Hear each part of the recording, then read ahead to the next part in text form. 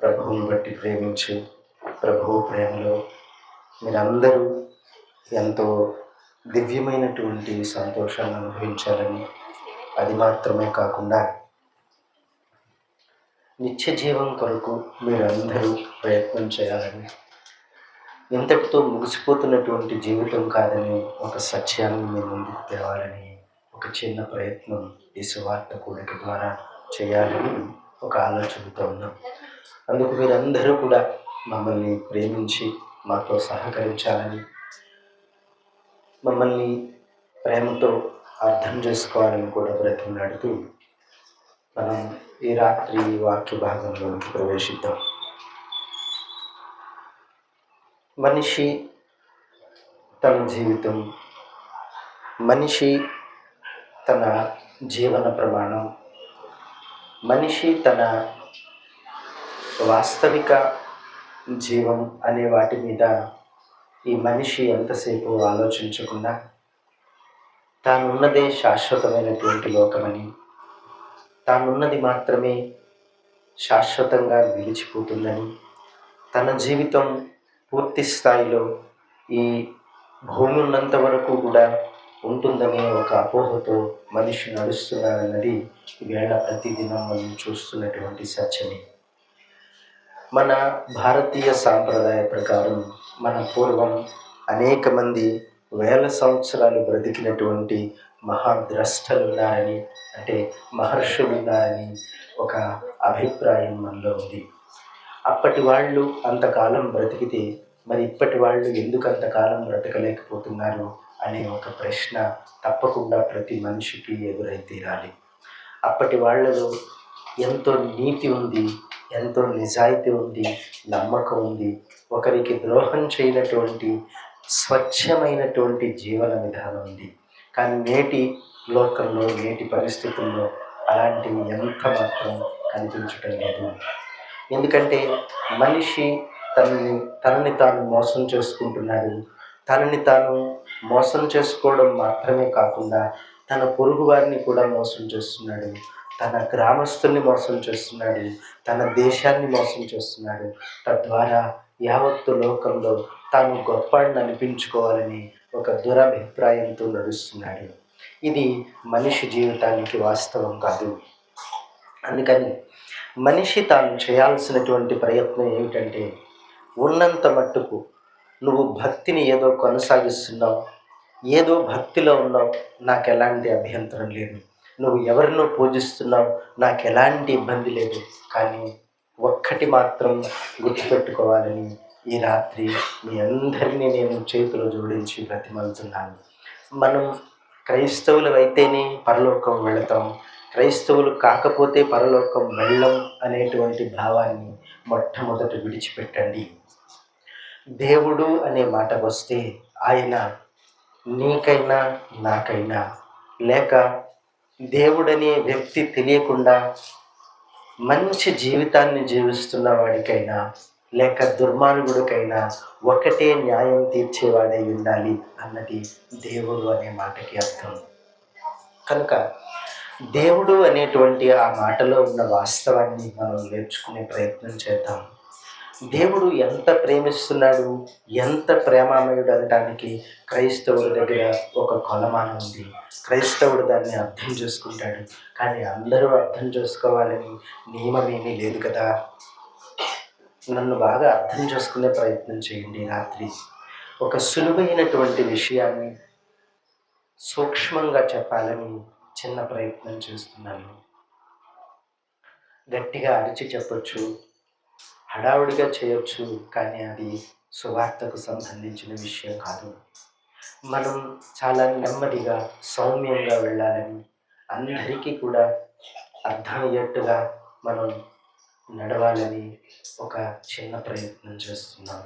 మనం అందరం ఒక్కటిగా ఉండాలి. నువ్వు నేను అనే భేదం లేకుండా మనము అనే భావంతో నడవాలని ఒక చిన్న ప్రయత్నం చేస్తున్నాము. కాబట్టి మనిషి ప్రతి ఒక్కరు ఇక్కడ మతంతో ప్రస్తావన లేదు, కేవలం మనిషి అనే ప్రస్తావన మాత్రమే ఇక్కడ ఉంది. రోమాపత్రిక 2వ అధ్యాయంలో చూస్తే మనకి ఎన్నో అద్భుతమైనటువంటి విషయాలు అక్కడ కనిపిస్తాయి. దేవుడు దేవుడు ధర్మశాస్త్ర ప్రకారంగా తప్పు చేస్తే లేక పాపం చేస్తే ధర్మశాస్త్ర ప్రకారంగా శిక్షిస్తాడని, ధర్మశాస్త్రం లేకుండా పాపం చేస్తే ధర్మశాస్త్రం లేకుండానే శిక్ష విధిస్తాడని అక్కడ రాయబడింది. ఒకడు ధర్మశాస్త్ర ప్రకారం నీతిని అనుసరిస్తే ధర్మశాస్త్ర ప్రకారమే నీతికి సంబంధించిన వరాన్ని లేక నీతికి సంబంధించిన ఫలాన్ని అతనికి ఇస్తాడని, అలాగే ధర్మశాస్త్రం ఎరుగకపోయినా నీతిమంతుడై బ్రతికితే తప్పకుండా అతనికి నీతికి సంబంధించిన ఫలం ఇస్తాడని అక్కడ రాయబడింది. మీరు జాగ్రత్తగా చదువుకుంటే మనకు అర్థమవుతుంది. కాబట్టి ఇక్కడ ఎవరు అనేది ప్రధానం కాదు, ఎలా ఉన్నావు అన్నదే ప్రధానం. నువ్వేం చేస్తున్నావు అన్నది ప్రధానం కాదు, నువ్వు ఎలా జీవిస్తున్నావు అన్నదే ప్రధానం.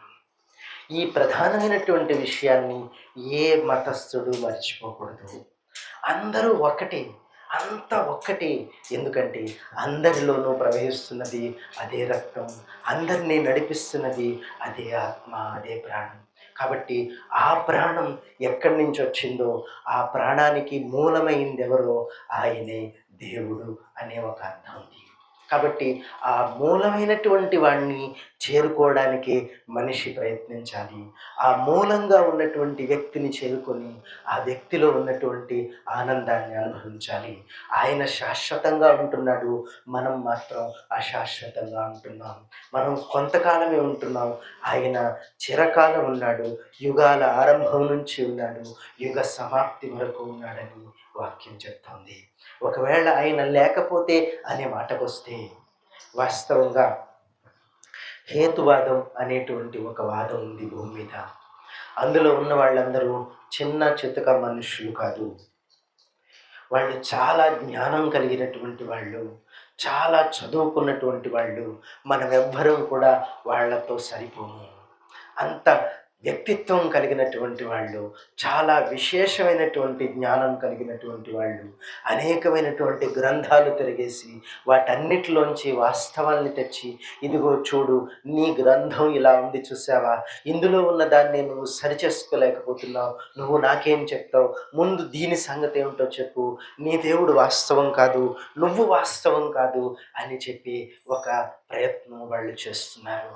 ఎందుకంటే వాళ్లకు కావలసింది దేవుడు లేడు అనే నిరూపణ కావాలి.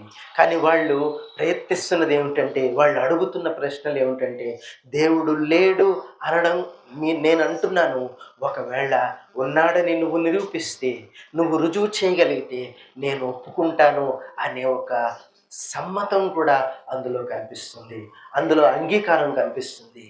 అలాంటి వాళ్ళు ప్రపంచవ్యాప్తంగా చాలామంది ఉన్నారు. దేవుడు లేడంటున్న దేశాలు ఎంతో అభివృద్ధి చెందుతున్నాయి, కానీ దేవుడు ఉన్నాడన్న దేశాల్లో చాలా మటుకు పేదరికాన్ని అనుభవిస్తున్నాయి. దేవుడు పేరుతో మనుషులు చేసే అరాచకాల వల్ల అలా జరుగుతుంది. అంతే తప్ప దేవుడు చెయ్యమని చెప్పినా లేక దేవుడు చెయ్యమని అనుమతి ఇచ్చినటువంటి విషయాలు కావు అనేది ప్రతి ఒక్కరూ గుర్తుంచుకోవాల్సినటువంటి సత్యం. కాబట్టి మనం దేవుని వ్యవహారాన్ని నేర్చుకోవడం కోసం ఒక చిన్న మాట దేవుని గ్రంథం నుంచి నేర్చుకునే ప్రయత్నం చేద్దాం. యోబు గ్రంథం 37వ అధ్యాయం, యోబు గ్రంథం 37వ అధ్యాయం 12వ వచనాన్ని ఒకసారి చూద్దాం.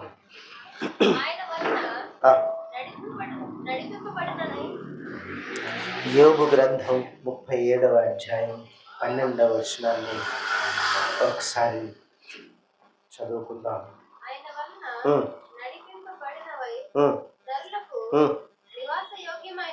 ఆ పైన మాటలు చూస్తే, ఆ పైన మాటలు ఆ 9వ వచనం నుంచి ఎలా చూస్తుపోతే,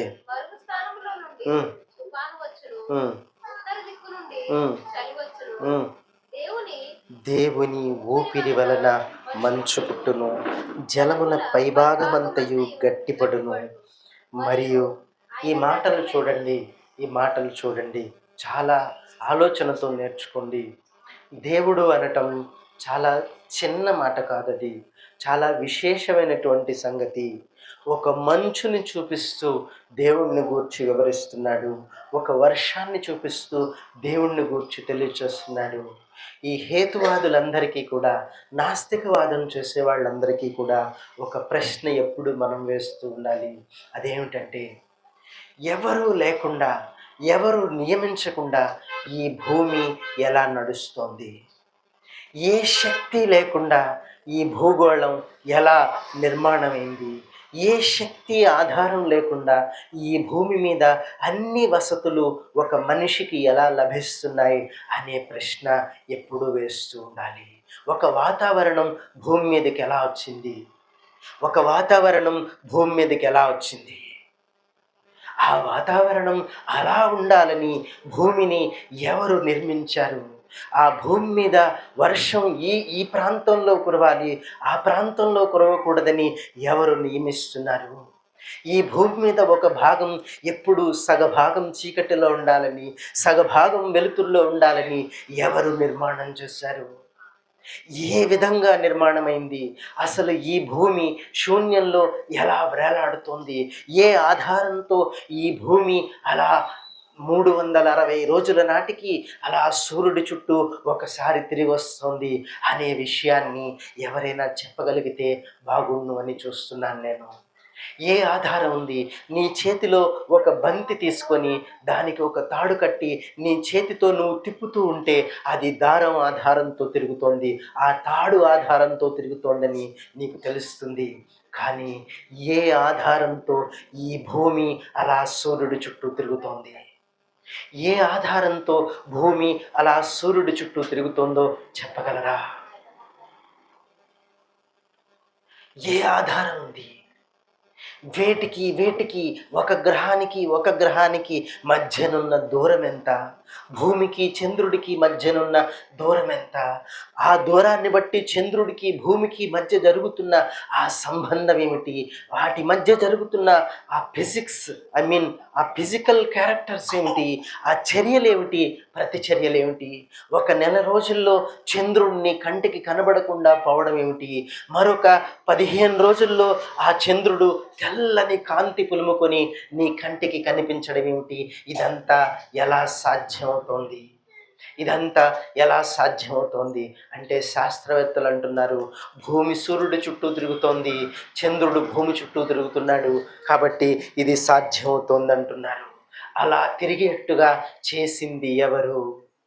అలా తిరిగేటట్టుగా నియమించింది ఎవరు?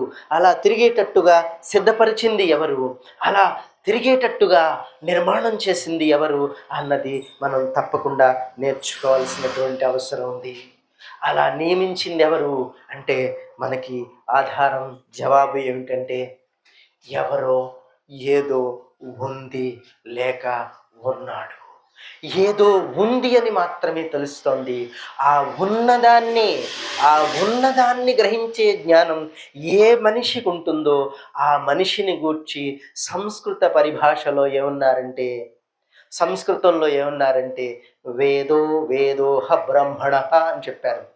ఏదైతే ఏదైతే తెలియచేయబడుతోందో, ఏదైతే ఈ సృష్టిలో నిర్మాణమై ఉందో, ఆ నిర్మించిన వాని యొక్క జ్ఞానాన్ని ఎవరైతే గ్రహిస్తారో ఆ గ్రహించిన వాడే బ్రాహ్మణుడు అనేటువంటి ఒక అర్థాన్ని, ఒక భావాన్ని మన పూర్వీకులు కలిగి ఉన్నారు. అంటే మన పూర్వీకుల్లో ఒక యథార్థత ఉంది, వాళ్ళలో ఒక స్వచ్ఛమైనటువంటి మనస్సు ఉంది. ఎవరు నిర్మాణం చేశారో ఈ సృష్టిలో నక్షత్రాలని, వాటి రాశుల్ని, వాటి వాటి గమనాల్ని ఎవరు నిర్మిస్తున్నారో ఆ నిర్మిస్తున్న వాడిని గూర్చిన ఆ జ్ఞానం ఎవరికి కలిగి ఉంటే వారే హితం చెప్పేవాళ్ళు, వారే ఉత్తమమైనటువంటి వాళ్ళు, వారే గొప్పవాళ్ళు, జ్ఞానవంతులు అనే భావంతో మన పూర్వీకులు ఒక జ్ఞానం కలిగి ఉన్నారు. ఎన్నో ప్రయత్నాలు చేశారు. రాత్రి ఏర్పడడానికి కారణం ఏమిటి? పగలు ఏర్పడడానికి కారణం ఏమిటి? ఇలా ఏర్పడుతున్నటువంటి ఈ భాగాన్ని మనం ఎలా అనేటువంటి ఒక ఆలోచనతో వాళ్ళు ఎంతో ప్రయత్నం చేసి పరిశీలించి తెలుసుకున్నారు. ఎన్నో ప్రయత్నాలు చేశారు. అంతేగాని ఈవేళున్నట్టుగా అబద్ధాల్ని ప్రచారం చేయటానికి ఈవేళున్నట్టుగా సెల్ ఫోన్స్ లేవు, ఈవేళున్నట్టుగా కంప్యూటర్స్ లేవు. అబద్ధాన్ని తయారు చేసి భూమి మీదంతా పంచుతున్నారు. అందున మన భారతదేశంలో ముఖ్యంగా అబద్ధ ప్రచారం విపరీతంగా జరుగుతోంది. దీన్ని ఖండన చేయాల్సినటువంటి అవసరం నీతిమంతుడైన ఒక మంచివాడైన ప్రతి మనిషి మీద ఉంది. అందరూ కూడా ఈ ప్రయత్నం చేసి అబద్ధాన్ని ఖండన చేయాలి. నిజాన్ని ఎప్పటికప్పుడు అలా ప్రకటిస్తూనే ఉండాలి. అలా ప్రకటిస్తుంటేనే ఆ మనిషి నిజమైన మనిషిగా మారుతాడు. అలాంటి నిజమైన మనుషుల కోసం నాడు దేవుడు భూమిని సిద్ధపరిచాడు. అదే ఇక్కడ చెప్తున్నాడు యోబు గ్రంథంలో. ఉరుముల్ని కలుగ చేస్తున్నది ఆయన, మంచు కలుగ చేస్తుంది ఆయన. ఆ మంచు వల్ల నీళ్లు గడ్డకట్టేట్టుగా చేస్తుంది ఆయనే. ఏ శక్తి అలా గడ్డకట్టేట్టు చేస్తుంది? ఆ నీళ్లలో ఒక జీవజాలపు మనుగడ ఎలా జరుగుతోందో అక్కడ వివరిస్తున్నాడు. అలా వివరిస్తూ చెప్తున్నాడు, జలముల పైభాగం అంతా గట్టిపడుతోంది, మరియు ఆయన దట్టమైన మేఘాల్ని జలములతో నింపుతున్నాడు అని చెప్పాడు. ఇది ఆదికాండం 1వ అధ్యాయంలో చూస్తే, 2వ అధ్యాయంలో చూస్తే అప్పటి వరకు దేవుడు నేల మీద వాన కురిపించలేదు అని కనిపిస్తుంది. వాన కురిపించాలంటే తప్పకుండా తప్పకుండా వాన కురవాలంటే ఏం కావాలో పిల్లలు ఎవరైనా చెప్తారో, చదువుకున్న వాళ్ళు? వాన కురవటానికి ఏం కావాలి? వాన కురవటానికి ఏం కావాలి? ఏం కావాలో చెప్తారా? వాన కురవాలంటే ఏం కావాలి?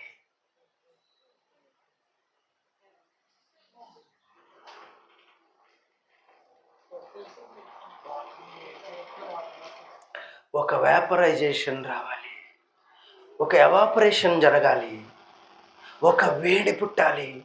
ఆ వేడిలో నీళ్లు ఆవిరవ్వాలి. ఆవిరైన ఆ నీటి సమూహం, ఆ ఆవిరి ఒక మేఘంలా ఏర్పడాలి. ఏర్పడినటువంటి ఈ ఆవిరి తేలికగా ఉంటుంది. తేలికగా ఉన్న ఆవిరి అలా ప్రయాణం చేయాలి. ప్రయాణం చేస్తూ చేస్తూ ఉండగా దానికి ఒక అడ్డు తగలాలి. అడ్డు తగిలితే అది ఎదరికి వెళ్ళే అవకాశం లేక అలా అడ్డుపడినటువంటి కారణం చేత అది అలా చల్లబడాలి.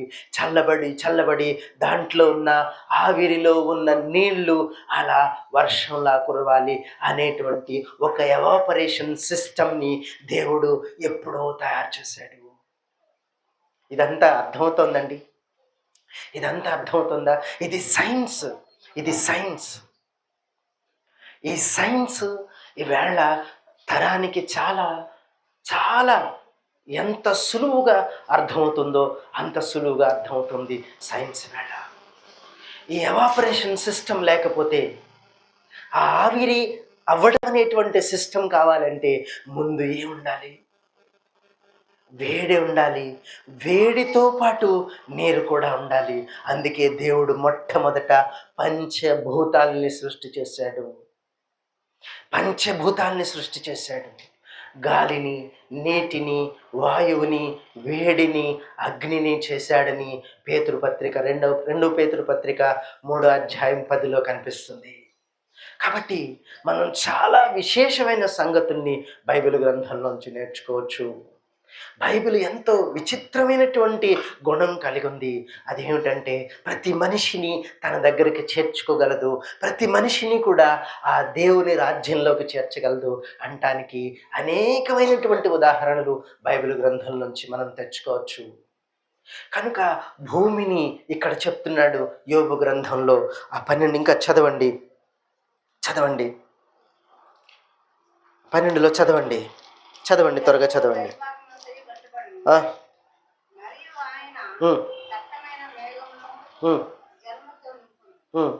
మళ్ళీ వెనక్కి వచ్చి చదువుతున్నారు. మళ్ళీ వెనక్కి వచ్చి చదువుతున్నారు. తన మెరుపు గల మేఘమును, మరియు ఆయన 11వ వచనం, మరియు ఆయన దట్టమైన మేఘమును జలముతో నింపును అనేటప్పటికీ జలం కూడా ముందుగా చేసి ఉండాలి. అందుకే ఆదికాండం 1వ వచనం చూస్తే, ఆదియందు దేవుడు భూమి ఆకాశములను చేసెను. ఒక శాస్త్రి గారు యూట్యూబ్లో వీడియో పెడుతూ మాట్లాడాడు. దేవుడు అనేవాడు ఎంత బుద్ధిహీనుడో చూడండి. బైబిల్లో ఉన్న దేవుడికి అస్సలు బుద్ధి లేదు. ఎందుకంటే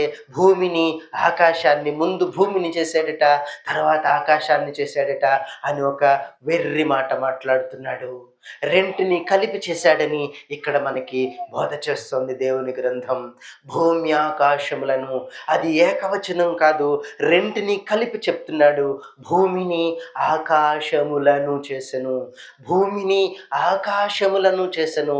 ఆకాశము అంటే ఒకటి కాదు, ఆకాశములను చేసెను. ఆకాశములు అలా విస్తరించి ఉంటేనే భూమి ఇలా గుండ్రంగా తిరగగలుగుతుంది. ఆకాశములు అలా విస్తరించి ఉంటేనే దట్టమైనటువంటి మేఘం ఆవరించగలుగుతుంది. ఆకాశములు అలా విస్తరించి ఉంటేనే భూమి మనుగడ కొనసాగుతుంది అనేది దేవుడు ముందుగా ఎరిగిన వాడే. అందుకే ఆయన్ని మహాజ్ఞాని అని చెప్పారు. మహాజ్ఞాని అని చెప్పారు. ఓమ్నిషియన్స్ అంటారు ఇంగ్లీష్లో, లేక లాటిన్ భాషలో ఓమ్నిషియన్స్ అనే మాటతో చెప్పారు ఆయన్ని. ఓమ్నిషియన్స్ అంటే మహాజ్ఞానం కలిగినటువంటి వాడు. ఒక జ్ఞానవంతుడు ఏమైనా చేయగలడు అనడానికి అతను తన జ్ఞానంతో సృష్టికి ఒక ప్రతి సృష్టిలా ఈవేళ శాస్త్రవేత్తలు ప్రయత్నం చేస్తున్నారు. అది వాళ్ళ జ్ఞానం, వాళ్ళకున్నటువంటి ఆ సామర్థ్యం, ఎంతో ప్రయత్నం చేస్తున్నారు. భూమి యొక్క ఆకర్షణ పరిధిలోంచి దాటి వెళ్ళాలంటే ఏం చెయ్యాలి అనడానికి ఒక ప్రొపల్షన్ ఇంజిన్ తయారు చేయగలిగాడు అతను, ఒక శాస్త్రవేత్త. దాంతో ఈ భూమి ఆకర్షణ శక్తిని ఛేదించుకొని అవతలికి వెళ్ళిపోగలుగుతున్నాడు. దాన్ని ఎంత ప్రయత్నం చేశాడో చూడండి, ఎన్ని ప్రయోగాలు చేస్తే సాధ్యమైందో చూడండి.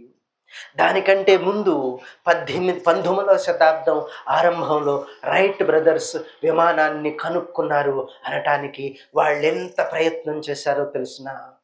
అసలు విమానం ఎగరాలంటే ఒక సూత్రం ఆధారమై ఉందనే విషయాన్ని కనుగొనేదాకా కూడా విమానాన్ని నడపలేకపోయారు.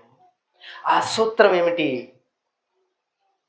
దాన్ని బోయింగ్ రూల్ అంటారు. ఆ పేరుతోనే ఇవాళకి విమానాల్ని పిలుస్తూ ఉంటారు. ఆ సూత్రం ఏమిటంటే గాలిని వ్యతిరేక దిశలో కిందకి లేదా పైకి మార్చడంతో ఒక వస్తువుని గాల్లో ఎగిరేట్టు చెయ్యొచ్చు అనేది ఆ బోయింగ్ నియమం. అంతేనా కాదా? ఇంకా రాలేదు అక్కడికి. గాలిని అదుపు చేయటంతో, ఆ గాలిని కావలసినట్టుగా త్రిప్పితే దాన్ని ఎలా అయినా మనం వాడుకోవచ్చు అనేటువంటి ఒక ఆలోచన శాస్త్రవేత్తకు వచ్చినప్పుడు అతను దాన్ని సాధించగలిగాడు. అతను విమానంలో ఎగిరే ప్రయత్నం చేసి అతను విజయం సాధించగలిగాడు. దానికి కారణం అతని ఉన్నటువంటి జ్ఞానం. ఒక పక్షి ఎగురుతున్నట్టుగా ఈవేళ మనిషి ఖండాలు దాటి వెళ్ళిపోతున్నాడు. లేకపోతే పడవ మీదే ప్రయాణం చేయాల్సి వచ్చేది. ఇప్పుడు సెకండ్లలో వెళ్ళిపోతున్నట్టు ప్రయాణం ఉంది, గంటల్లో వెళ్ళిపోతున్నారు. ఈ పాటికి మనకు ఉదయాన్న మనం ఇంట్లో ప్రసాద్ బయలుదేరి వెళ్ళాట, ఈ పాటికి అక్కడ దిగిపోయి అంతా తిరిగేస్తూ ఉంటాడు. గట్టిగా ఉంటే 2 గంటల ప్రయాణం, దూరం చూస్తే దాదాపుగా 2000 కిలోమీటర్ల దాకా ఉంటుంది. 2-3 గంటల్లో వెళ్ళిపోతున్నారు. ఎలా సాధ్యమైందో ఆలోచించండి. ఇదంతా మనిషి జ్ఞానం, ఇదంతా కూడా మనిషి జ్ఞానం. అయితే ఇంత జ్ఞానం మనిషికి వచ్చింది దేన్ని చూసి నేర్చుకున్నాడు? దేన్ని చూసి ఈ మనిషి జ్ఞానాన్ని నేర్చుకున్నాడు అంటే ఈ ప్రకృతిలో ఉన్నటువంటి ఆయా ప్రాణుల గమనాన్ని చూస్తూ నేర్చుకున్నాడు. ఆ ప్రాణులో ఉన్నటువంటి దేవుని శక్తిని గూర్చిన అధ్యయనం చేశాడు. అక్కడ దేవుడు అని శాస్త్రవేత్త అనుకోవడం లేదు, కానీ వాటిలో ఉన్న సామర్థ్యాన్ని గుర్తించి ఈ శాస్త్రవేత్త ప్రయత్నం చేసి విజయాన్ని సాధించాడు. ఇలా ఒక్కొక్క శాస్త్రవేత్త ఒక్కొక్క విషయాన్ని కనుక్కుంటూ దేవుని గ్రంథాన్ని యథార్థమని నిరూపిస్తున్నాడు. ఐజక్ న్యూటన్ అనే శాస్త్రవేత్త ఏం కనుక్కున్నాడు? మీకు ఐడియా ఉందా?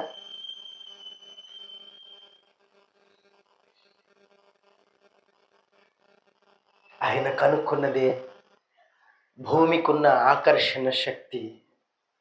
భూమికి ఒక ఆకర్షణ శక్తి ఉంది అని అతను శాస్త్రయుక్తంగా నిరూపణ చేశాడు. శాస్త్రయుక్తంగా నిరూపణ చేశాడు. అవునా? గ్రావిటీ, దాన్ని గ్రావిటీ ఫీల్డ్ అంటారు. గ్రావిటీ ఉందని నిరూపించాడు. ఆ ప్రయత్నం అతను చేసేదాకా కూడా ఎవ్వరూ గ్రహించలేకపోయారు. అది ఉంటే చేశాడా, లేకపోతే చేశాడా? ఉంటేనే కదా ఉందని కనుగొన్నాడు. అంటే ప్రతి శాస్త్రవేత్త ఉన్నదాన్నే కనుగొంటున్నాడు, లేని దాన్ని ఏ శాస్త్రవేత్త కనుగొనలేడు అనేది నిరూపణ అవుతుంది, నిరూపించబడుతోంది. అంటే ఉన్నదాన్ని మాత్రమే కనుగొనే ఈ శాస్త్రవేత్త ఆ ఉన్నదాన్ని, ఆ వస్తువుని లేక అక్కడ ఆ వస్తువుని ఎవరు పెట్టారు అక్కడ ఆ వస్తువుని? ఒక మేఘం వర్షించడానికి కారణం ఇది అని ఒక శాస్త్రవేత్త కనుగొన్నాడు. సముద్రంలో సూర్యుని వేడిమికి నీరు ఆవిరై మేఘాలుగా మారి అలా వచ్చి భూమి మీద వర్షంగా కురుస్తోంది అని శాస్త్రవేత్త కనుగొన్నాడు. అలా సముద్రంలో నీరు ఉండాలని నియమించింది ఎవరు? అలా నియమించింది ఎవరైతే నువ్వు అనుకుంటున్నావో ఆ అనుకుంటున్నవాడే బైబిల్ భాషలో ఒక మహాశక్తి అని చెప్తున్నాడు. ఒక మహాశక్తి, ఆయన పేరే శక్తి. ఆయన పేరు శక్తి. నువ్వు అది అనుకుంటావో, ఆమెనుకుంటావో, ఏమనుకుంటావో, అతడనుకుంటావో, ఏమనుకుంటావో కూడా నీ ఇష్టం. దాని పేరు శక్తి అని చెప్పాడు. ఆ శక్తి ఆవరించి ఉంటే తప్ప భూమి మీద ఉన్నటువంటి నీళ్లు 75% దగ్గర భూమి మీద నీళ్లున్నాయి. 25% మాత్రమే భూమి ఉంది. నీళ్ల మీద భూమి తేలుతోందో లేక నీళ్లలో భూమి నలిగి చచ్చిందో నాకు తెలియదు, కానీ మొత్తం మీద భూమి నిండా నీళ్లు ఆవరించున్నాయి. ఆ నీళ్లు ఎలా ఆవరించున్నాయో తెలుసునా? ఈవేళ శాస్త్రవేత్తలు భూమి గుండ్రంగా ఉందని గతంలో శాస్త్రవేత్తలు చెప్పిన దాన్ని రుజువు చేయడానికి ఎక్కడికో వెళ్ళిపోయి స్పేస్లో స్టేషన్స్ కట్టుకొని అక్కడి నుంచి ఫొటోస్ తీసి భూమి గుండ్రంగా ఉందని రుజువైంది సుమా. అప్పుడెప్పుడో చెప్పిన శాస్త్రవేత్త చెప్పిన మాట నిజం, ఇదిగో రుజువు అని చూపిస్తున్నారు. గతంలో బ్రూనో అనేటువంటి శాస్త్రవేత్త భూమి గుండ్రంగా ఉందని రుజువు చేశాడు. అతను భూమి గుండ్రంగా ఉందని రుజువు చేసినటువంటి పద్ధతి ఏమిటో తెలిసిన? ఆర్కిమెడిస్ అనేటువంటి శాస్త్రవేత్త కూడా ఆ ప్రయత్నం చేశాడని చరిత్రకారులు అంటున్నారు. అతను ఆ ప్రయత్నం చేయడానికి ఎన్నుకున్నటువంటి మార్గం ఏమిటంటే, చిన్నప్పుడు సోషల్ టెక్స్ట్ బుక్లో ఎలాంటి పాఠాలు ఉండేవి, ఈవేళ అలాంటి పాఠాలు కనుమరిగిపోయాయి. అటువంటి పాఠాలే కనిపించటం లేదు, అవన్నీ తీసి పక్కన పడేశారు. ఎందుకంటే ఈవేళ పిల్లలకి కావలసింది జ్ఞానం కాదు, వాళ్ళకి కావలసింది కేవలం ఒక ఫోన్లో ఫార్వర్డ్ అవుతున్న దిక్కుమాలినటువంటి బుద్ధిహీనమైన జ్ఞానమే కావాలి తప్ప మరి ఏ విధమైనటువంటి జ్ఞానం నేటి బిడ్డలకు అందకూడదని ఒక దుర్బుద్ధితో ప్రభుత్వాలు పనిచేస్తున్నాయి. అంటే ఎంత కుట్రపూరితంగా మనల్ని నాశనం చేస్తున్నారో అర్థం చేసుకోండి. దానికి ఆ బ్రూనో అనే శాస్త్రవేత్త ఎన్నుకున్నటువంటి పద్ధతి ఏమిటంటే, అతను సముద్రం ఒడ్డున నిలబడి పరిశీలన చేస్తున్నట్ట. ఆ పరిశీలనలో ఒక ఓడ, ఒక పడవ మొదట ఒక చిన్ని దానికి ఒక మధ్యలో తెరచాప కట్టడానికి ఒక ఏముంటుంది, దాన్ని ఏమంటారు, తెరచాప కట్టడానికి ఒక చెక్కతో చేసినటువంటి పొడుగాటి కర్ర ఉంటుంది, పొడుగాటి ఒక వస్తువు ఉంటుంది. ఆ వస్తువుకి అటు ఇటు అడ్డంగా కర్ర కట్టి ఆ కర్రకి తెర కడతారు. ఎటు కావాలంటే అటు తిరగటానికి, నడవాలంటే ఆ గాలిని ఆధారం చేసుకొని ఆ పడవ నడిచేట్టుగా తెరను సిద్ధపరుస్తారు. ఆ తెర కట్టే ఆ కొయ్య అంటారు దాన్ని. ఆ కొయ్య యొక్క కొన కనిపిస్తుందట, ఎక్కడో కనిపిస్తున్నటువంటి ఆ కొయ్య చిన్నది కనిపిస్తోంది. అలా కాసేపటికి కొంచెం కనిపిస్తోంది, ఆ కాసేపటికి ఇంకా కొంచెం పెద్దది కనిపిస్తుంది. అలా కొంచెం పడవ కనిపించడం మొదలైంది. అలా పడవ పూర్తిగా కనిపించడం మొదలైంది. అంటే ఇలా గుండ్రంగా ఉంది, ఒక దగ్గర నుంచి పైకెక్కొస్తోంది అనే విషయం ఆ శాస్త్రవేత్త పరిశీలించి కనుగొన్నాడు. నేటికి అదే వాస్తవమైంది. ఆ శాస్త్రవేత్త చెప్పింది నిజమైతే బైబిల్ గ్రంథం చెప్తోంది, యోబు గ్రంథంలో, ఇదిగో భూమి ఆయన వలన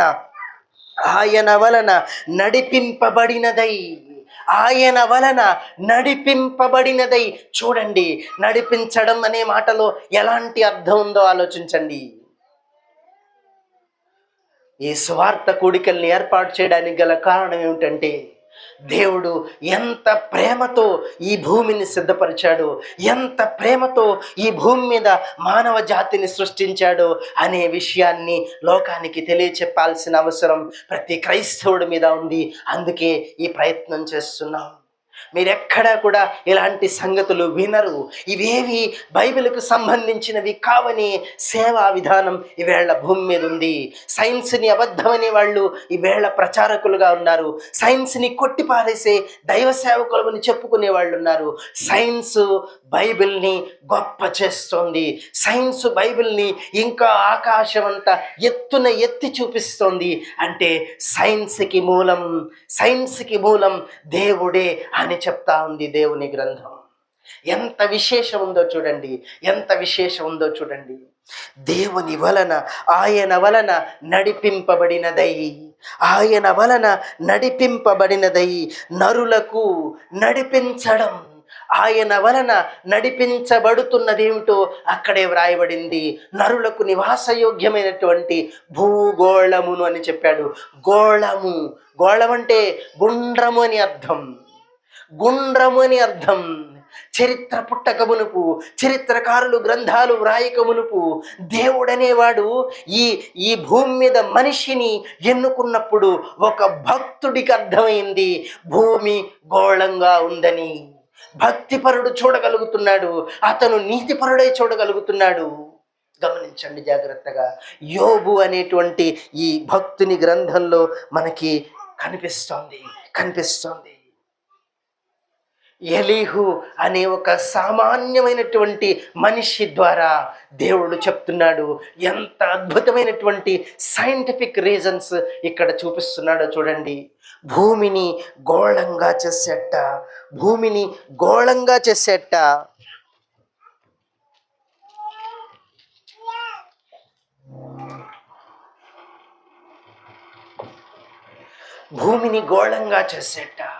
భూమి గోళంగా ఉండడమే కాకుండా అది నడిపించబడుతోందట. ఎక్కడి నుంచి ఎక్కడికి నడిపించబడుతోంది? ఎవరన్నా ఆలోచిస్తున్నారా? మనం అందరం ఎంత హాయిగా బ్రతికేస్తున్నామో ఈ భూమి మీద కదా. ఈ భూమి ఎంత వేగంతో తిరుగుతోంది?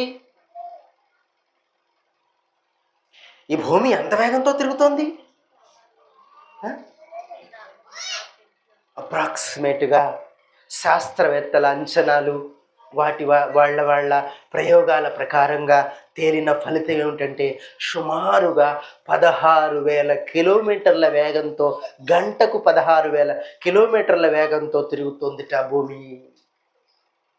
గంటకు 16,000 కిలోమీటర్లు అంటే ఏం చిన్న స్పీడ్ అనుకుంటున్నారా? అది ఎలా ఉంటుందో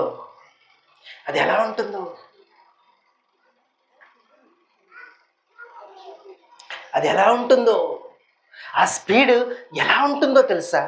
మీరు ఎప్పుడైనా ఫార్ములా 1 రేస్ చూసారా? స్పోర్ట్స్ ఛానల్స్లో వస్తాయి. అందరి ఇళ్లలో ఇవాళ టీవీలు ఉన్నాయి కదా, అందరికీ కూడా కేబుల్స్ ఉన్నాయి కదా, అందరికీ నెట్ ఫెసిలిటీ ఉంది కదా. ఫార్ములా 1 రేస్ అని ఎప్పుడన్నా చూడండి. ఆ స్పోర్ట్స్ ఛానల్స్లో కనిపిస్తుంటాయి. ఆ కార్లకి వాటికి ఉపయోగించే ఆ బాడీ, ఆ మెకానిజం అంతా విచిత్రంగా ఉంటుంది. చాలా విచిత్రంగా ఉంటుంది, చాలా తేలికగా ఉంటుంది. ఆ మెకానిజం, ఆ మెటీరియల్ దృఢంగా ఉండి చాలా తేలికగా ఉంటుంది. ఆ మెటీరియల్ని వాటికి వాడే టైర్లు కానీ, వాటిలో ఆ టైర్లలో నింపే గాలి కానీ, దానికి వాడే ఫ్యూయల్ కానీ, దానికి వాడేటటువంటి ప్రతి ఐటెం కూడా ఎంతో క్వాలిటీగా ఉంటుంది. వాటిలో ఉపయోగించే ఇంజన్స్ జెట్ ఫ్లైట్లో ఉపయోగించే ఇంజన్స్తో ఈక్వల్గా అంతకంటే ఎక్కువగా కూడా ఉంటాయి. అలాంటి ఆ ఫార్ములా 1 రేస్ని ఒక్కసారి అలా చూసే ప్రయత్నం చేయండి. కెమెరాల యొక్క క్వాలిటీ వల్ల మనకి కనిపిస్తుంది, కానీ అక్కడ గనక ఉంటే మన కంటికి ఆ వెళుతున్నటువంటి కారు కనిపించదు. కెమెరాస్ యొక్క రెజల్యూషన్ క్వాలిటీ ఉంది కాబట్టి, అలాంటి క్వాలిటీ ఉన్న కెమెరాతో అతను చూపిస్తున్నాడు కాబట్టి అలా దాని వెంబడి వెళుతోంది, మనం చూడగలుగుతున్నాం. నిజానికి అది వెళ్ళే స్పీడ్ ఎంతో తెలుసా? సుమారుగా 250 నుంచి 350, 400 కిలోమీటర్ల స్పీడ్తో వెళుతుంది ఆ ట్రాక్ మీద. ఎలాంటి అడ్డంకులు లేకుండా చూసుకుంటారు. ఒక చిన్న రాయి కూడా దాని మీద లేకుండా చూసుకుంటారు. ఎందుకంటే ఏ చిన్నది తగిలినా కూడా ఆ స్పీడ్లో ఆ కారు గాల్లోకి ఎగిరిపోతుంది. పల్టీలు కొట్టుకుంటూ ఆ ప్రాంతంలో ఎక్కడ పడుతుందో పడిపోతుంది. ఎంతో ధ్వంసం జరుగుతుంది. అందుకని చాలా జాగ్రత్తలు తీసుకుంటారు. నీ కంటికి కనబడదు ఆ వేగం, అంత వేగంతో అలా వెళ్ళిపోతుంది. కాబట్టి అలాంటిది భూమి గంటకు 16,000 కిలోమీటర్ల వేగంతో ఇంచుమించుగా తిరుగుతోందంటే అసలు భూమి మీద ఏ వస్తువైనా నిలబడుతుందా? అసలు భూమి మీద ఏ వస్తువైనా నిలబడుతుందా? ఏ కారణం చేత నిలబడుతుంది? ఎవరు నిలబడేట్టు చేస్తున్నారు? ఎవరు అలా భూమి మీద సమస్తం చెక్కు చెదరకుండా అలా నిలబడేట్టు చేస్తున్నాడో, ఆ చెయ్యగలిగే శక్తి సామర్థ్యాలు ఎవరికుంటే అతనే దేవుడు. ఇది నా ప్రతిపాదన.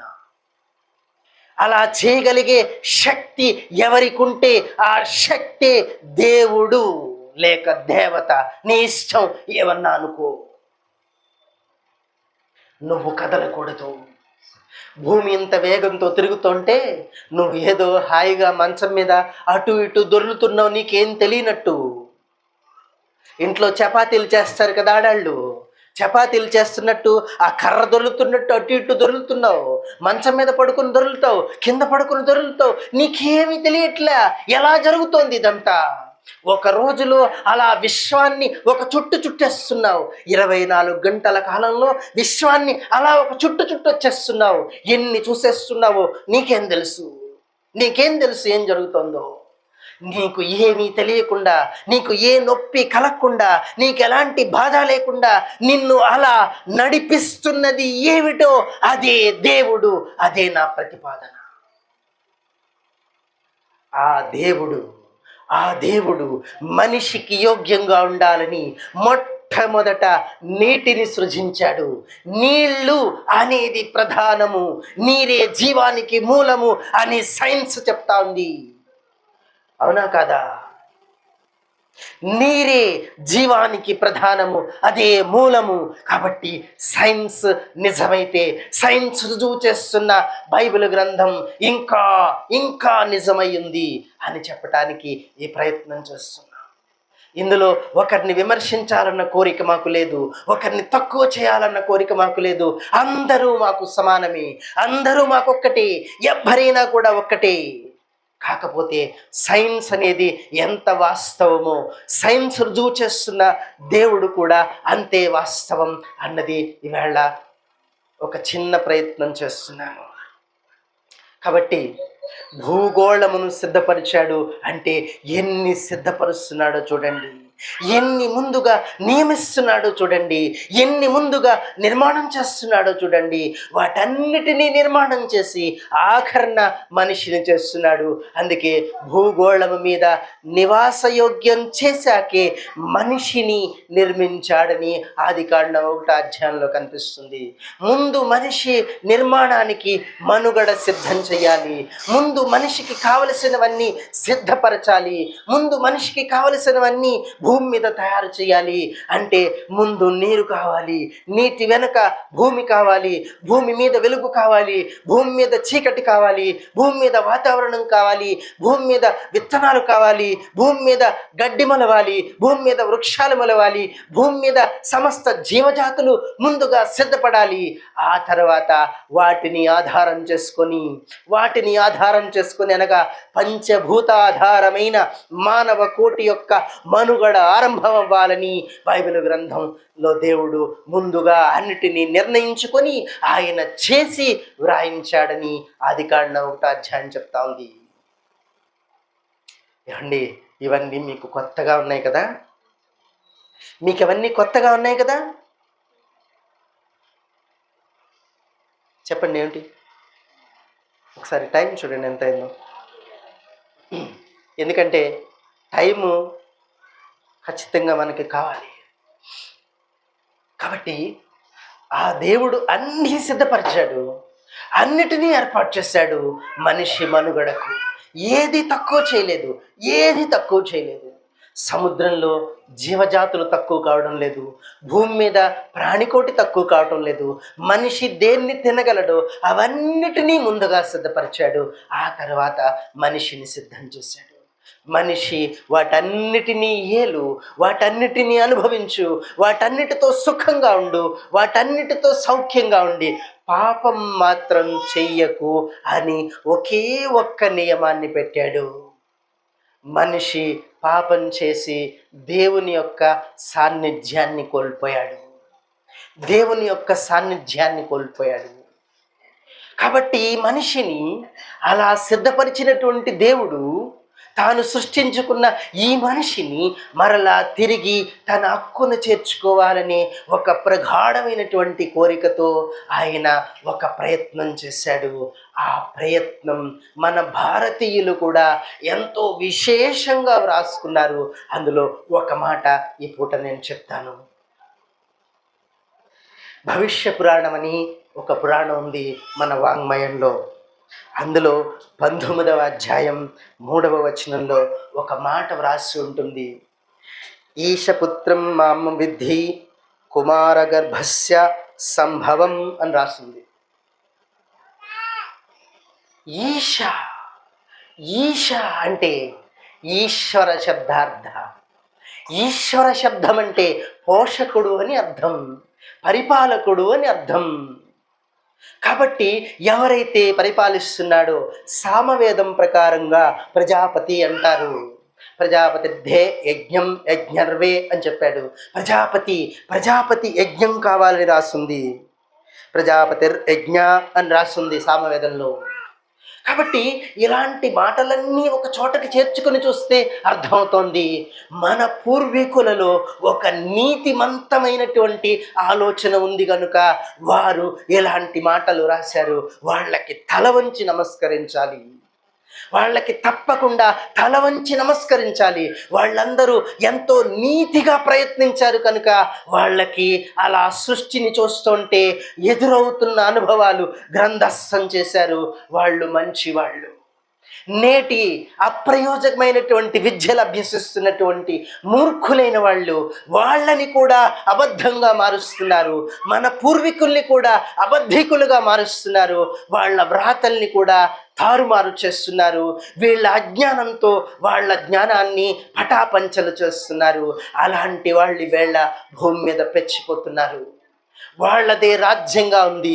10 మందిని కూడేసుకుంటున్నారు.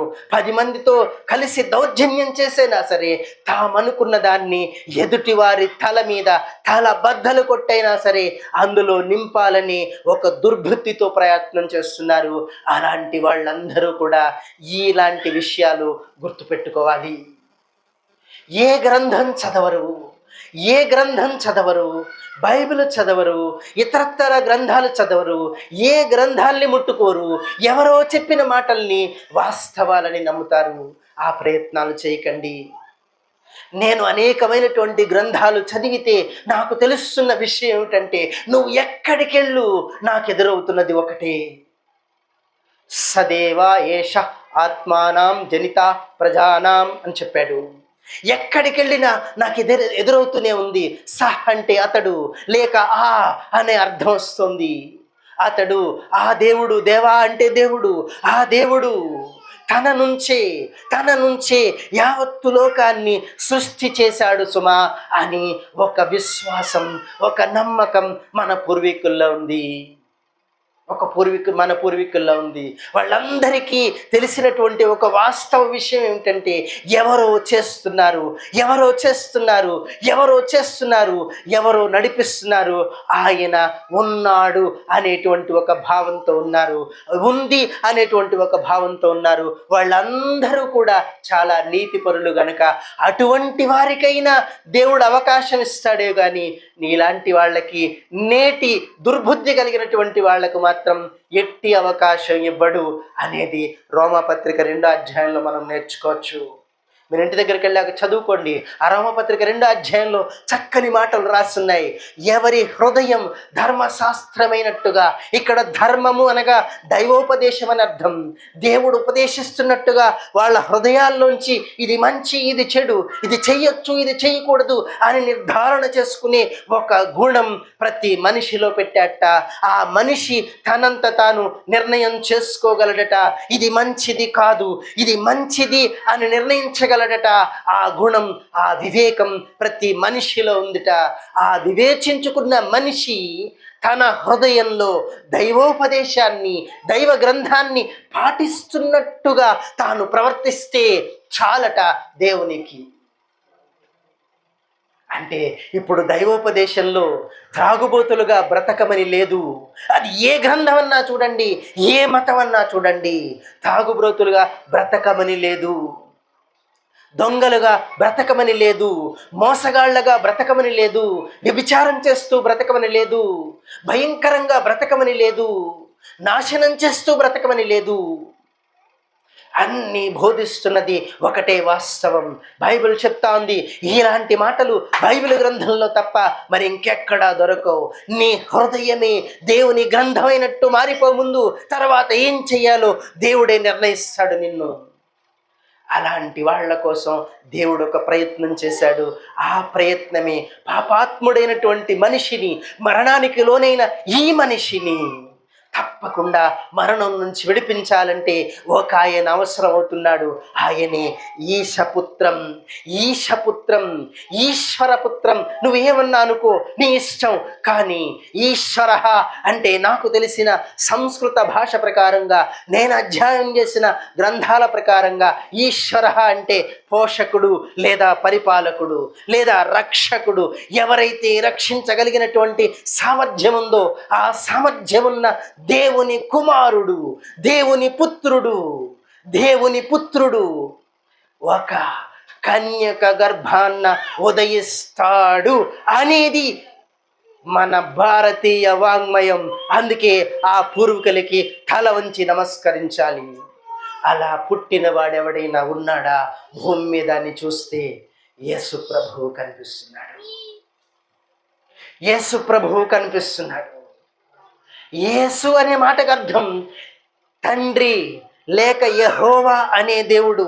యెహోవా అంటే ఉన్నాడు లేక ఉంది అని అనబడుతున్న దేవుడు.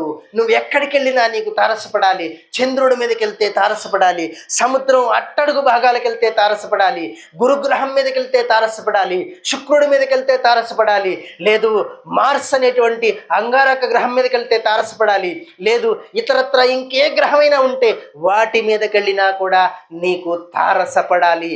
అలా ఎదురైతేనే అన్ని చోట్ల ఉన్నాడు అనే రుజువు నీకు లభిస్తేనే అతను దేవుడు. నా మాటలు బాగా అర్థం చేసుకుంటున్నారా? అతనే దేవుడు. ఆ దేవుడు చేసిన పని ఏమిటంటే, ఒక ప్రయత్నం ఏమిటంటే, ఈ మానవ కోటికి రక్షణ కలిగించాలని, ఈ మానవ కోటికి ఒక విడుదల కలిగించాలని తన కుమారుణ్ణి యజుర్వేదంలో ఒకలా చెప్పాడు, శ్వేతాశ్వతర ఉపనిషత్తులో ఒకలా చెప్పాడు. కానీ రెండు మాటలు ఒకటే. ఒక ఆయన తన కుమారుణ్ణి భూమి మీదకి పంపిస్తాడని శ్వేతాసుర ఉపనిషత్తులో చెప్పాడు. యజుర్వేదంలో అయితే ఏమని చెప్పాడో తెలిసిన, ఇదిగో తన అధర్వణ వేదం, దేవుడు మొట్టమొదట ఎవరు దేవుడై ఉన్నాడో ఆ ఉన్న దేవుడు మొట్టమొదట ఈ సృష్టి కార్యమంతటినీ కూడా తన పెద్ద కుమారుడైనటువంటి అధర్వునికి బోధించాడని వ్రాయబడింది. తన పెద్ద కుమారునికి ఇదంతా, ఈ సృష్టిని ఎలా చేయాలో బోధించాడని వ్రాయబడింది. ఈ సృష్టిని ఎలా రక్షించాలో చెప్పాడని వ్రాయబడింది. తన కుమారుణ్ణి ఇందాక మనం చెప్పుకున్నట్టు ఈశపుత్రం మాం విద్ధి కుమార గర్భ సంభవం అని చెప్పాడు. కన్యక గర్భంలో ఆయనను, తన కుమారుడైనటువంటి వాడిని, తన మొట్టమొదటి సృష్టి, అందుకే బైబిల్ గ్రంథంలో ఆది సంభూతుడని వ్రాయబడింది. దేవుని మొట్టమొదటి సృష్టి ఎవరంటే క్రీస్తు యేసు ప్రభువు. ఆయన మొట్టమొదటి సృష్టి. సమస్త సృష్టి క్రీస్తు ద్వారా దేవుని మహత్యం వలన వచ్చింది. అదే బైబిల్ గ్రంథం. కానీ నేటి క్రైస్తవులు ఒకే ఘాటన కడుతూ ఒక అబద్ధాన్ని ప్రచారం చేస్తున్నారు. అది వాస్తవం కాదు. యెహోవా, యేసుక్రీస్తు, పరిశుద్ధాత్మ ముగ్గురు ఒక్కటి అనేటువంటి బోధ బైబిల్ గ్రంథంలో లేదు. లేని మాటల్ని చెప్పే ప్రతివాడు అబద్ధికుడైపోతాడు. అబద్ధమాడు ప్రతివాడు సాతాను పుత్రుడని మత్తయి సువార్తలో రాస్తుంది 11వ అధ్యాయంలో. వాడు ఆది నుంచి అబద్ధికుడును, యోహాను సువార్తలో కూడా రాస్తుంది, వాడు ఆది నుంచి అబద్ధికుడును అబద్ధమునకు జనకుడునై ఉన్నాడని చెప్పాడు. కాబట్టి అబద్ధమాడకూడదు. బైబిల్ ఏం చెప్తుందో అదే మాట్లాడాలి, అదే బోధించాలి, అదే బోధ చేసి ఒకరిని ప్రభువు కోసం సంపాదించాలి. నీ కొరకు దేవుడు ఎవరైతే ఉన్నాడో ఆ ఉన్నాడన్న దేవుడు ఒక ఆయన్ని భూమి మీదకి పంపించాడు. ఆయన వచ్చి సమస్తమును ఆయన చిత్తమై ఉన్న దానిని అంతటిని నెరవేర్చి ఎంతో గొప్పగా ఘనంగా తన దేవుని మహత్యాన్ని రుజువుపరుస్తున్నాడు. అలా రుజువుపరిచిన దేవుడే నిజం. ఆ దేవుడు నిజమనటానికి ఈవేళ యేసుక్రీస్తు ప్రభువుని గూర్చి ప్రకటించబడుతూ వ్రాయబడినటువంటి గ్రంథం నిజం. ఆ గ్రంథంలో ఉన్న వాస్తవం నిజం. ఆ గ్రంథం యొక్క దేవుని అనుగ్రహం నిజం. ఆ గ్రంథంలో వ్రాయబడిన ప్రవక్తల ప్రవచనాలు నిజం. ఈవేళ సైంటిస్టులందరూ కూడా పరిశీలించి రుజువు చేస్తున్న ఈ గ్రంథం నిజం. కాబట్టి మనిషిని దేవుడు ప్రేమించాడు అనటానికి ఇదొక రుజువు. అందుకే యోహాను సువార్త 3వ అధ్యాయం 16వ వచనంలో ఒక మాట వ్రాయబడింది. దేవుడు లోకమును ఎంతో ప్రేమించెను. ఎంత ప్రేమించాడు అనడానికి అక్కడ ఒక ఉదాహరణ చూపిస్తున్నాడు. కాగా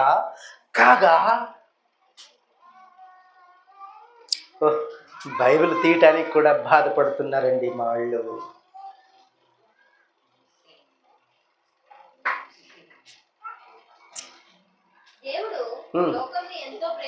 దేవుడు లోకమును ఎంతో ప్రేమించెను.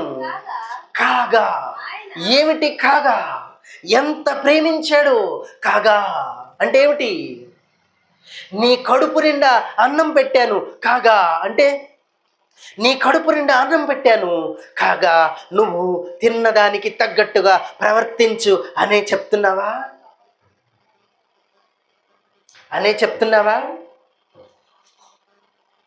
నీకు అన్నం పెట్టి పోషిస్తున్నాడు నీ తండ్రి. కాగా ఆ తండ్రికి లోబడు అనే మాట కాగా అనే మాటలో ఉందా?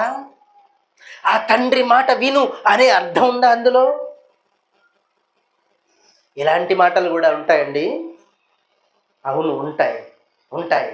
అదే భాషలో ఒక భావం ఉంటుంది. ఆ భావాన్ని పట్టుకోవాలి ఇక్కడ.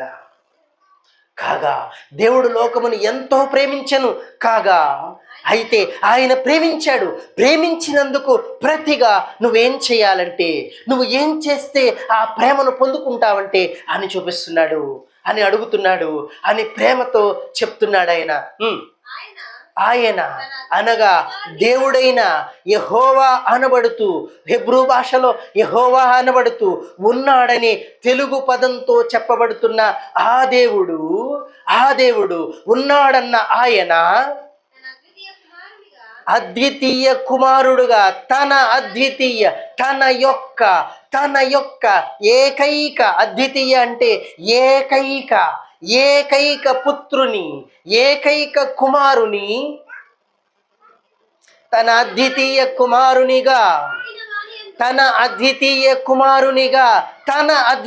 కుమారునిగా పుట్టిన వాని యందు అనగా యేసుక్రీస్తు ప్రభువునందు. అందుకే యేసు ప్రభు చెప్పాడు, నన్ను చూసిన వాడు తండ్రిని చూస్తున్నాడని చెప్పాడు. యేసు ప్రభువుని చూస్తే పరలోకంలో ఉన్న తండ్రి కనబడాలట. అలా కనబడితేనే బైబిల్ గ్రంథం అర్థమైనట్టు. యేసు ప్రభువును చూసి తండ్రిని చూసే ఆ కళ్ళు కావాలి. ఆ కళ్ళు ప్రతి మనిషికి రావాలని నా ఈ ప్రయత్నం. నేను ప్రభువుని చూశాను, నేను చూసినట్టుగానే నువ్వు చూడాలని, నువ్వు కూడా చూస్తేనే నీకు రక్షణ వస్తుందని యోహాను సువార్త 17:3 రాస్తుంది. ఇద్దరిని చూసే కన్నులు కావాలి. అద్వితీయ కుమారుడుగా పుట్టిన వాని యందు విశ్వాసముంచు. విశ్వాసం అనే మాట చాలా లోతైంది.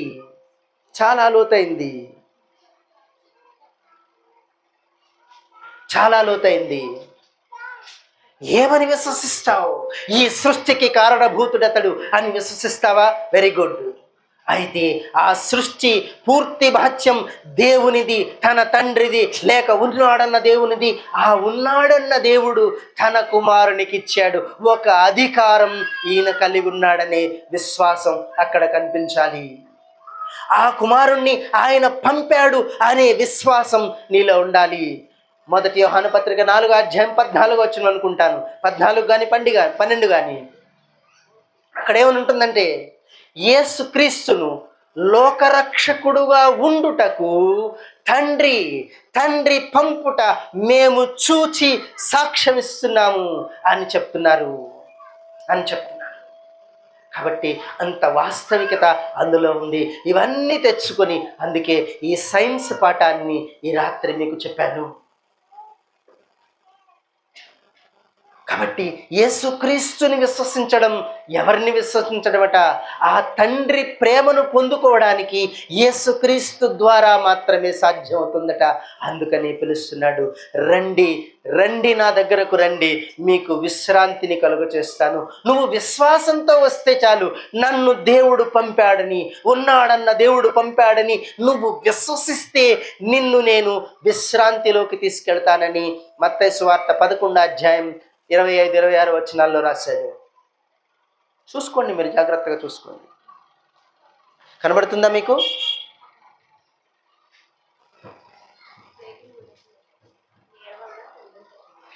మత్తయి సువార్త 11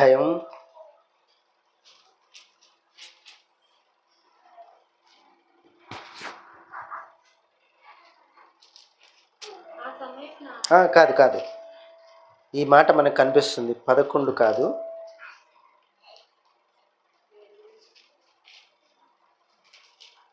ప్రయాసపడి భారం మోసుకునుచున్న సమస్త జనులారా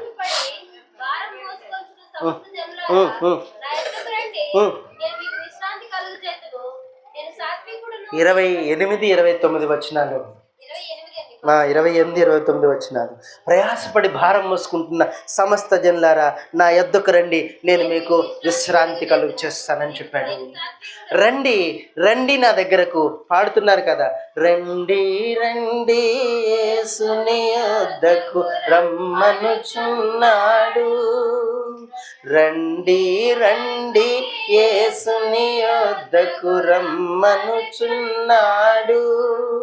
ప్రయాసపడి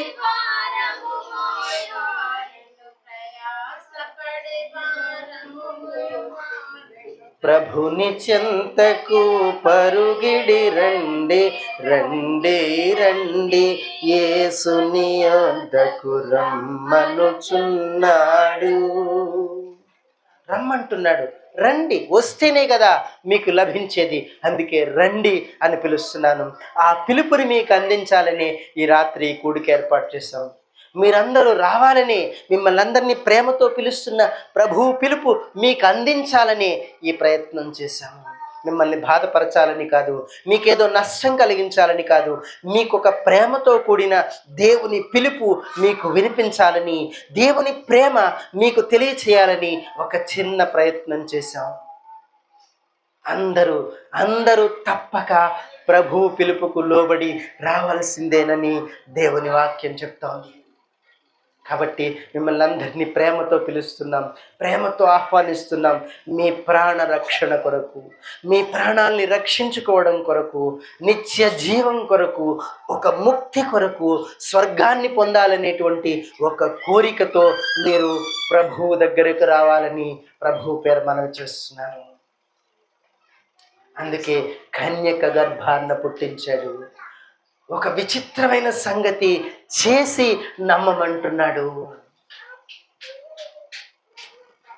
ఇంకా ఎన్నో ఉన్నాయి, అవన్నీ చెప్పుకోవడానికి మనకున్న సమయం సంకుచితంగా ఉంది కనుక చెప్పలేకపోతున్నాను. మరలా వచ్చేవారం మరొక చోట మరిన్ని విషయాలు చెప్పుకుందాం. దేవుడు మనందరినీ దీవించునుగాక. ప్రార్థించుకుందాం.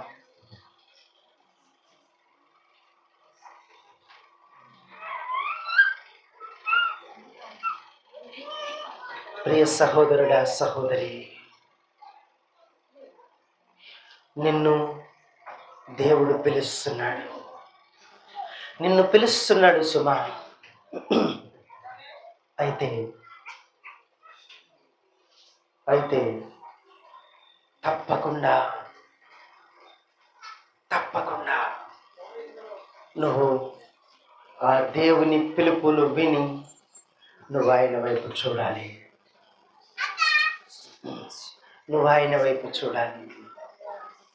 ఎవరు దేవుడై ఉన్నాడో ఆయన వైపు చూడాలి. ఆ దేవుడు నిన్ను పిలుస్తున్నాడు.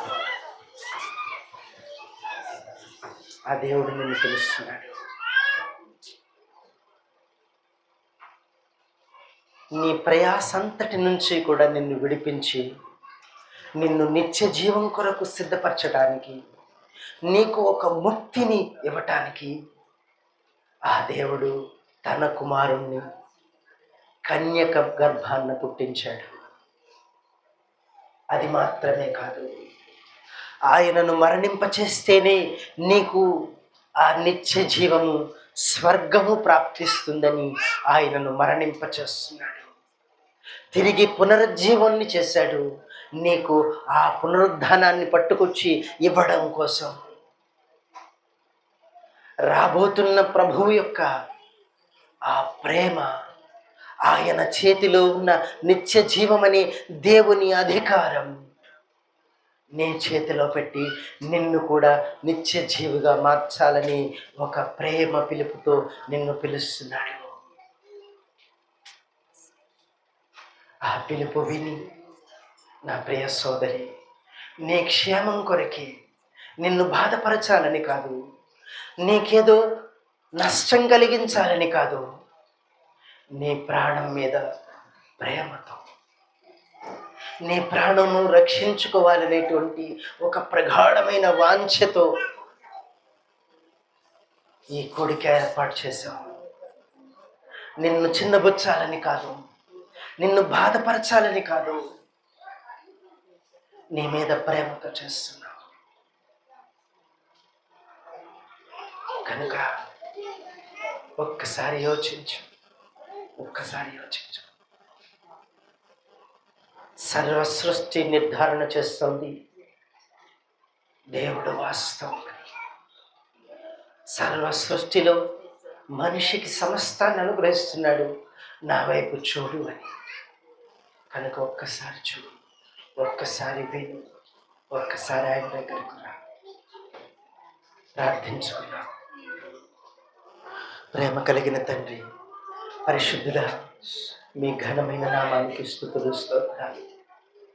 దేవా, ఈ కూడికలు ఇలా మా గ్రామమంతా జరుగునట్లు ప్రభు కొందరికైనా మారు మనస్సు కలిగేట్టుగా దేవా అనుగ్రహించు తండ్రి. నీ పిల్లలుగా మారి ప్రభు మీలో ఉన్నటువంటి ఆ సంతోషాన్ని అనుభవించేట్టుగా వారిని సిద్ధపరచండి. అందరినీ కూడా మీ చేతుల్లోకి తీసుకోండి దేవా. అందరి బలహీనతల్లోంచి విడిపించండి. వారికి ఉన్నటువంటి సమస్యల్లోంచి బయటకు లాగండి ప్రభు. వారికి మీ ఆదరణ దయచేయండి. వారిని మీలో భద్రపరచండి. నిత్య జీవం కొరకు వారి మనస్సులలో కోరిక పుట్టించమని మిమ్మల్ని బ్రతిమాలుతున్నాం తండ్రి. నాయన, ఈ ప్రయత్నాన్ని సఫలపరచండి. ఆత్మల్ని రక్షించాలనేటువంటి భారంతో ఈ ప్రయత్నం చేస్తున్నావు తండ్రి. ఈ ప్రయత్నాన్ని ఫలింపచేయండి తండ్రి. నీ పిల్లలందరినీ దీవించండి. ఇరుగు పొరుగు వారిని దీవించండి నాయన. ఎట్టి అవకాశం ఇచ్చినటువంటి ఈ గృహస్థుల్ని దీవించండి నాయన. ఎంత సమయం ఓర్చుకున్న మా ఇరుగు పొరుగు వారందరినీ కూడా మీరు బహుగా దీవించండి ప్రభు. వారందరికీ మీ అనుగ్రహం దయచేయండి. వారందరి చుట్టూ మీ కాపుదల దయచేయండి. ఈ గృహం చుట్టూ ఉంచండి. కూడి వచ్చిన బిడ్డలందరి చుట్టూ ఉంచండి నాయన. అందరినీ దీవించి ఫలింపచేయండి. రాబోతున్న ఉగ్రత నుంచి తప్పించండి. ప్రతి ఒక్కరూ రక్షించబడేట్టుగా మీ ఆత్మ సంబంధమైనటువంటి ఆలోచన ప్రతి ఒక్కరికి పుట్టించండి. మీలో నడిపించి వర్ధిల్ల చేయండి. నేను అనేక మంది రక్షణార్థం మా ప్రయత్నాన్ని మీరు నాయన కొనసాగింపు చేయమని, అనేకమైన అద్భుత సంగతులు ప్రభు మీరు పలికించమని, మీ వాక్యంలో ఉన్న వాస్తవాల్ని ప్రభు నాయన అందరూ వినేట్టుగా చేయమని, అందరూ గ్రహించేట్టుగా చేయమని మీ చేతులకు సమస్తాన్ని అప్పగించుకుంటాను. సమస్త విషయాల్లోనూ కూడా మా దేశమును, మా గ్రామమును, మా ప్రాంతములను మీరు రక్షించి ఘనమైనటువంటి మీ దీవెనలు మెండుగా కుమ్మరించమని, ఏ కాలానికి కావలసినటువంటి వనరులు ఆ కాలానికి అనుగ్రహించమని, ప్రకృతిని కాపాడమని, ప్రకృతిలో ఉన్న వనరులన్నిటినీ కూడా కాపాడమని, మనిషికి కావలసిన సమస్తాన్ని కూడా లోటు కాకుండా ప్రభువా అనుగ్రహించమని మహిమ పొందుమని మీ ప్రియ కుమారుడును మా రక్షకుడైన క్రీస్తు ప్రభువారి యొక్క శ్రేష్ఠ నామంలో మిక్కిలి వినయంగా బ్రతిమాలి వేడుకుంటున్నాము తండ్రి. మన తండ్రి అయిన దేవుని నుండి, కుమారుడైన క్రీస్తు నుండి, పరిశుద్ధాత్మ నుండి ఇప్పుడును ఎప్పుడును ఆయన కృపా కనికరము సమాధానము మనందరికీ తోడే నడిపించి ఆదరించి దీవించునుగాక. ఆమేన్. ఆమేన్. అందరికీ వందనాలు. అందరికీ వందనాలు.